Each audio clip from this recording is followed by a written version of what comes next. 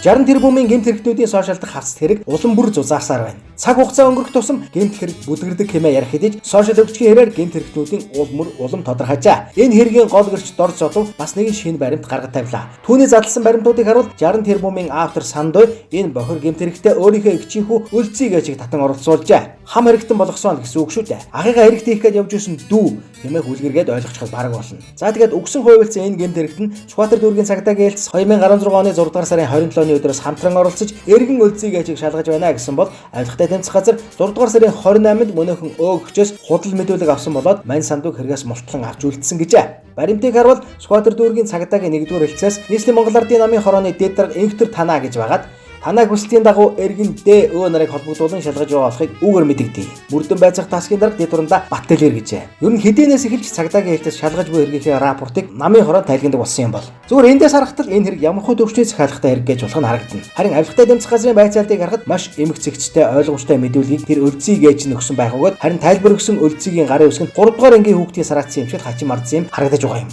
Ингээд харуул тус хэрэгт авилгатай тэмцэх газар Сүхбаатар дүүргийн цагдаагийн хэлтээс эргэн Өлзий нар хам хэрэгтнэр оролцсон болж харагдана. Ялцрал гэж энэ шүү дээ. Гэмт хэргийг илрүүлэх чиг үүрэг бүхий 2-2 байгууллага хам хэрэгтэн болчихсон ч байх шиг. Энэ нь мэдээж өнөөгийн энэ нөхцөл байж болох үе харагдах хэдий өдөр бүр шимжлэгдэж улам бүр шудраг үнийн талд нэгтарч буй ард түмний ой санамжинд арилжгүй хар толб болон архивлагдсан үлдэж байгаа юм. Шудраг үнэн ялах тэр цагт Сандуу Лойвөрчин үнэнд гүйцэтгэх тэр агшинд түүний эхнэрийн дүү Өлзий Сүхбаатар дүүргийн цагдаагийн хэлтээс авилгатай тэмцэх газрын байцаагч бүгд хам хэрэгтэн болон төгс хорвоо болно. Адгийн шаарнуудад ах дүү нараа гэмт хэрэгтэй татан оролцуулах ба тэдгээр шаарнуудын хөл бусад хүмүүс өргөддөг зүй тогтолтой гэдэг нь бол хүний нэгэнд батлагдсан практик билээ.